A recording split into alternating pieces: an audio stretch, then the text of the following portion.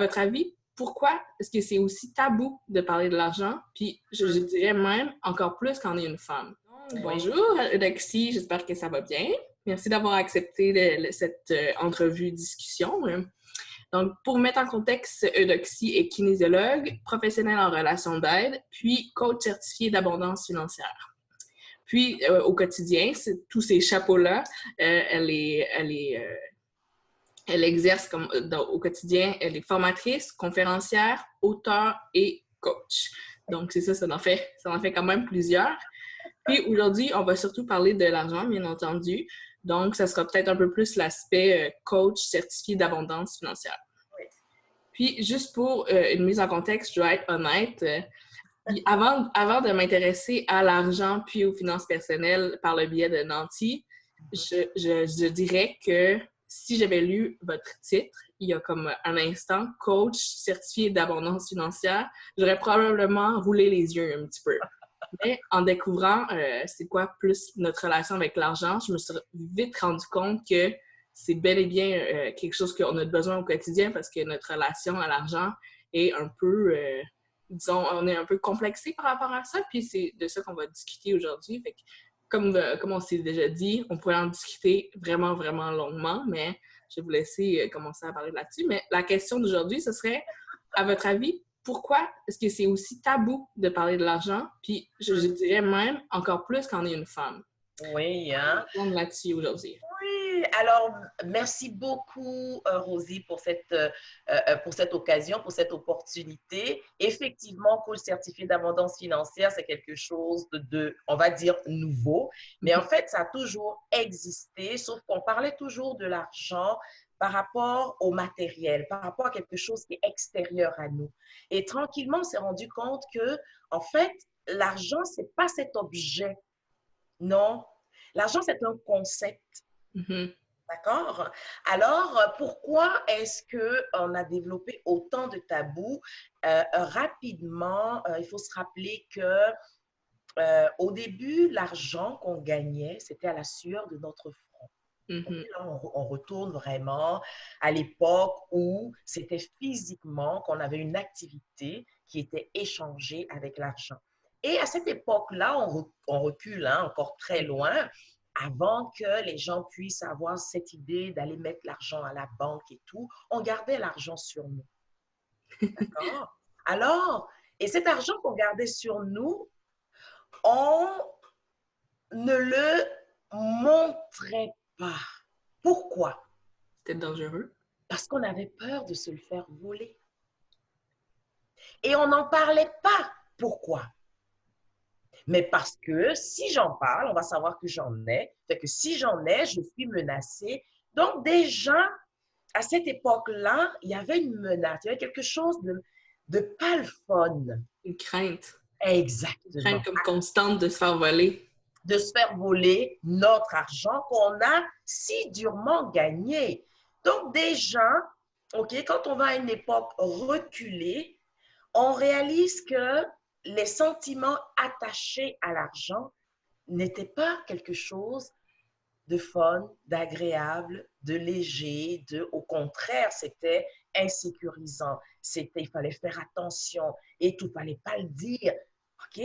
D'un autre côté aussi, là, on revient un peu plus, on va faire un saut dans l'histoire et on arrive à l'époque judéo-chrétienne. Okay. Alors là, l'argent, c'est le diable. Oui. Donc, allez juste sur Google, écrivez, mettez argent, diable. Les deux ensemble et vous allez voir, c'est jusqu'à aujourd'hui encore. Donc, l'inconscient collectif continue, OK, d'entretenir cette relation, moi je dis vraiment une relation de haine par rapport à l'argent, OK? Alors donc, imaginez simplement que nous tous, on baigne dans ce milieu-là et qui est de plus en plus universel maintenant, puisque le modèle occidental est celui qu'on veut transporter partout. Avec encore cette idée que l'argent est mal, l'argent est mauvais. Je faisais des recherches dernièrement pour une conférence sur l'argent Et je me suis amusée à rentrer argent et diable. Je cherchais une image. Ben, on a mis un signe de dollar avec la fourche du diable. Ok, je vois le match. Donc, déjà, dans la tête de tout le monde, on n'a pas besoin de le voir. On sait. Et que tout de suite, l'argent est mal. Et une autre image aussi que j'ai vue, c'est un livre. Le titre du livre, c'est L'argent, l'excrément du démon. C'est assez évocateur aussi par rapport à la relation qu'on a avec l'argent. Et voilà. Alors, l'argent est un tabou parce que l'argent nous a été présenté comme quelque chose de mal, quelque chose de mauvais. Et l'argent est un tabou dans la vie personnelle de chacun à cause de notre histoire personnelle avec l'argent. Dans quel environnement nous avons grandi? Papa, maman parlaient d'argent comment? Est-ce qu'on en parlait?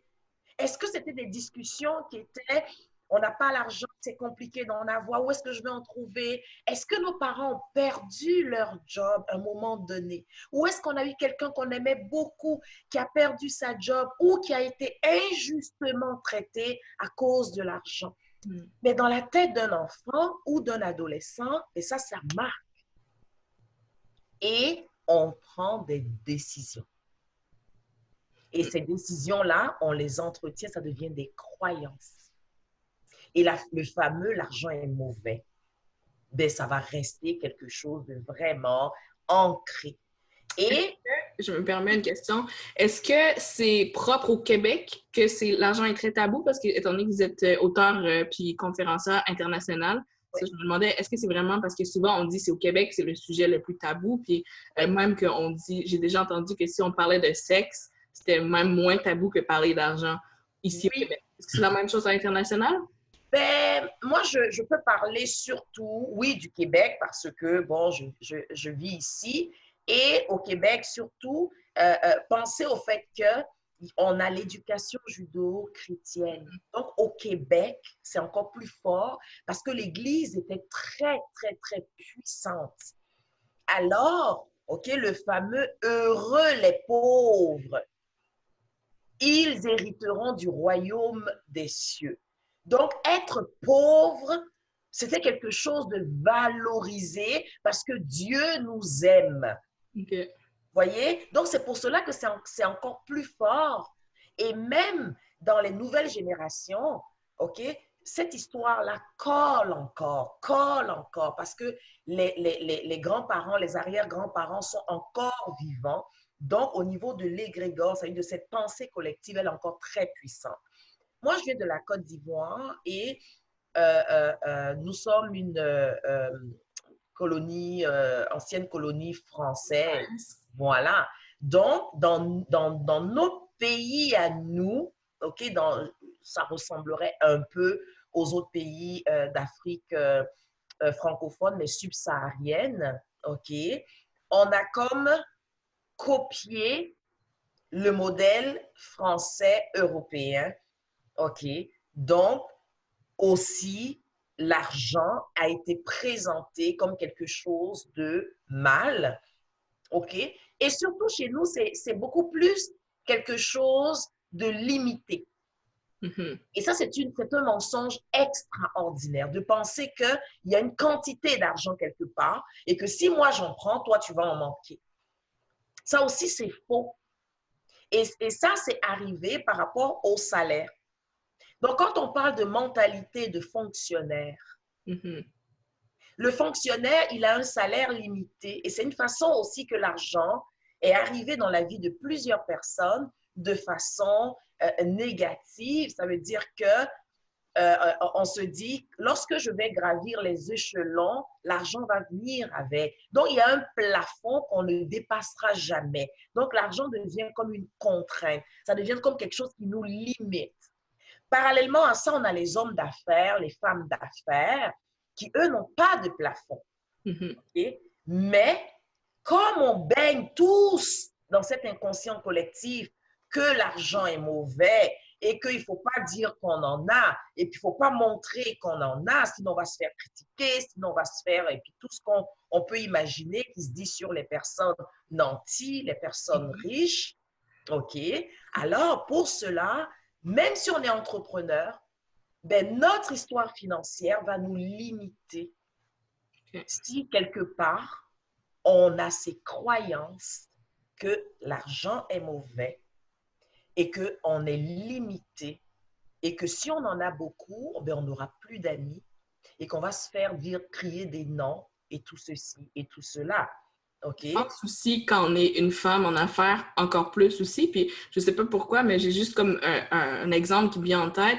Par exemple, moi, mon conjoint a des mentors qui ont toujours dit justement, tu sais, comme, n'hésite pas à faire des affaires, à charger, à faire de l'argent. Puis, tu sais, c'était extrêmement valorisé de dire que, mettons, c'est mettons, un riche homme d'affaires, comme vraiment, c'est quoi le mot que je cherche?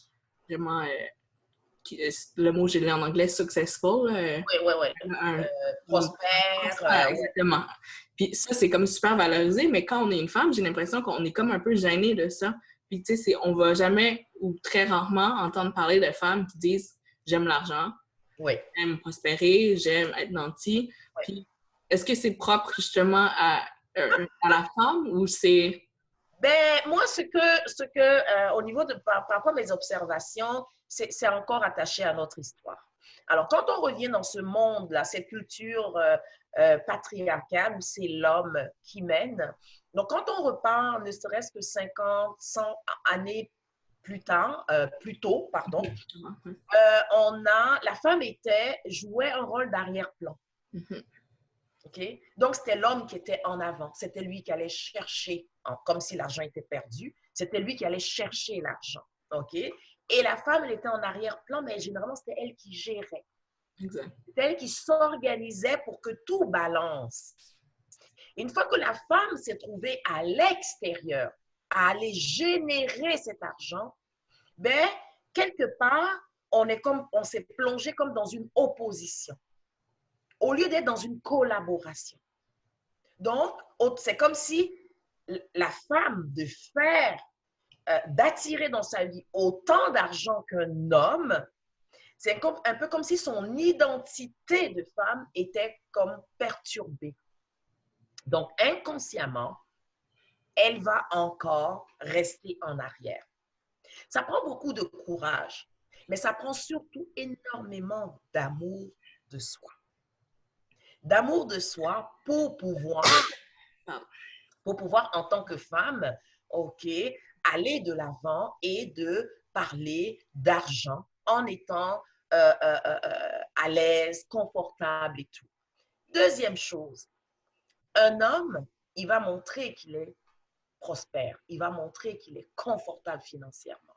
C'est comme valorisé, je dirais. C'est valorisé et encore, si on revient au niveau de notre histoire, OK, et dans la nature, ça existe aussi, hein, les femmes, OK, les animaux, les femelles vont vouloir s'accoupler avec des mâles qui sont forts, qui sont puissants, et tout ça, c'est pour s'assurer de... la lignée, comme... garder une lignée et puis rester vivant et tout. Mais c'est la même chose. Donc, si on retourne dans l'histoire, les femmes ont toujours voulu un homme riche, solide et tout. Donc, on s'appuyait sur lui, on s'accotait à lui. Et au moment où on a réalisé que nous aussi, on pouvait, c'est un peu comme si on devait se donner la permission. Exact. Et c'est à ce niveau-là que la difficulté à notre niveau, à nous, de se dire, j'ai le droit, je me donne le droit, je m'autorise et cela ne m'enlève rien au niveau de ma féminité, au contraire. D'accord? Et aussi, il y a le côté où les femmes entre nous, on n'est pas toujours fines, ça n'aide pas aussi. Les hommes entre eux ont beaucoup plus tendance à être solidaires. Oui, c'est un point que justement j'ai abordé avec Jeannie Duquette. C'était que entre hommes, souvent les hommes vont se donner des contrats, ils vont pas se demander peux-tu me rendre un service. Puis elle, ce qu'elle disait, puis ce qu'elle prônait, c'était non, entre femmes, on fait des affaires, puis on brasse de l'argent, puis il faut pas avoir honte de ça. Exactement. C'est vraiment le pont. Voilà. Donc, c'est vraiment, lorsqu'on parle d'argent maintenant, gardons à l'esprit la collaboration. La collaboration. Que ce soit homme, femme, femme, femme, homme, homme, d'accord? Parce qu'une des choses que j'enseigne, c'est de rester dans tout ce qui nous unit, de ne pas opposer. Parce que quand on oppose, on crée une fracture. Et dans cette fracture-là, tout peut rentrer. Et ce qui rentre, ce n'est pas des choses qui nous font du bien. D'accord? Donc, ce qui est important, c'est oui, la femme et l'homme. La femme est en train de prendre plus de place, mais cette place qu'elle prend, l'homme doit être présent dans cette place. Sinon, on va avoir une fracture. Et quand on a une fracture, on est encore en train de lutter, d'essayer de chercher, parce que quand on est dans l'opposition, on perd de l'énergie, on perd notre focus, on perd notre grand pourquoi. Parce que s'il y a un homme, il y a une femme, et que les deux sont ensemble pour créer une famille, en affaires, c'est la même chose. Que les femmes se sentent assez solides pour être en affaires avec les hommes aussi.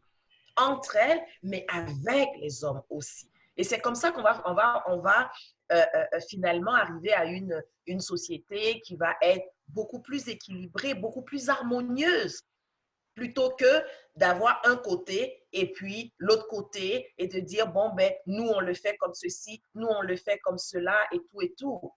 Tu vois? Donc, l'idée, c'est oui, chez les femmes, c'est toujours pas évident. Nous sommes en train mais de prendre le modèle sur les hommes et d'aller rejoindre les hommes dans cela et que hommes et femmes, ensemble, nous puissions tout doucement transformer nos croyances financières, guérir notre relation que nous avons avec l'argent et faire la paix pour que l'argent soit vraiment, vraiment un partenaire, comme je le présente dans mes ateliers, ce que je propose aux gens. Définir qui est l'argent pour vous, qui voulez-vous qu'il soit pour vous et comment voulez-vous avancer avec lui.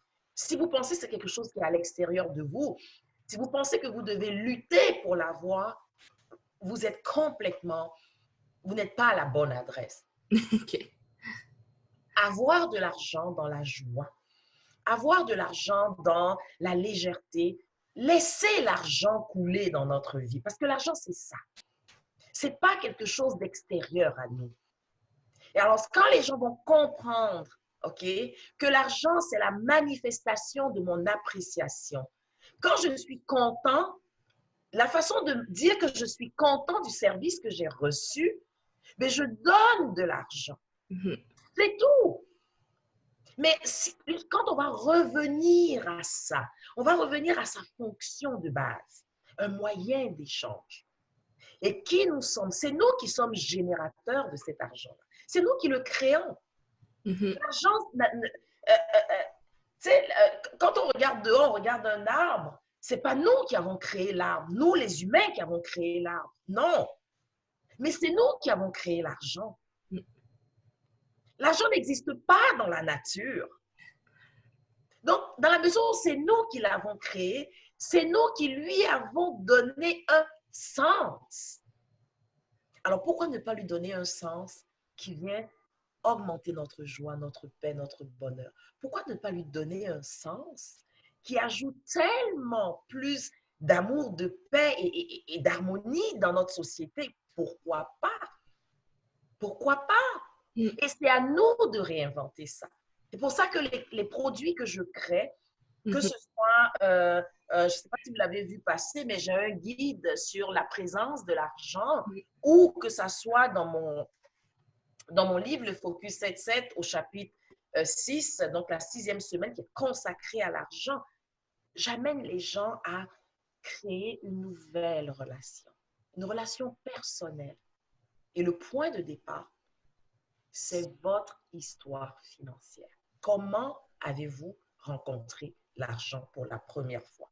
Et généralement, c'est entre 5 ans et 7-8 ans. Okay. Et c'est à partir de ce moment-là que tout est parti. Et lorsque je fais cet exercice avec les gens et qu'ils réalisent, c'est comme, oh my God, ma relation actuelle, elle vient de là-bas. Donc, c'est dans mes cellules. C'est pour cela que je vais recevoir un montant d'argent, il va disparaître. Pourquoi? C'est attaché. C'est pour cela que certaines opportunités, je ne les aurais pas. Pourquoi?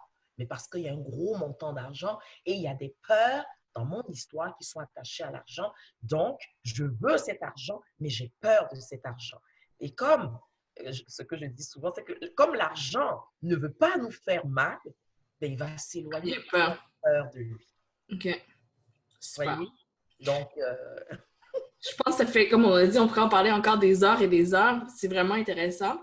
Pour aujourd'hui, on va arrêter la capsule ici, mais c'est certain qu'on en reparlera parce qu'il y a beaucoup d'autres aspects, comme justement la peur qu'on vient d'aborder. Quand on dit aux gens, ben oui, c'est sûr que tu as peur de l'argent, tout le monde dit, ben non, pourquoi j'aurais peur de l'argent? Mais ce qu'on comprend, c'est que c'est ancré depuis des années et des années, là. et voilà. Et Donc, notre histoire, surtout notre histoire, vraiment, lorsque tu es en conversation avec quelqu'un par rapport à l'argent et puis tu as le sentiment que la personne n'en veut pas ou bien se dit, ouais, a plein d'excuses, tout de suite, il y a ça te donne une indication qu'elle porte en elle, OK, une compréhension erronée et souffrante de l'argent. Super. C'était extrêmement intéressant, encore beaucoup.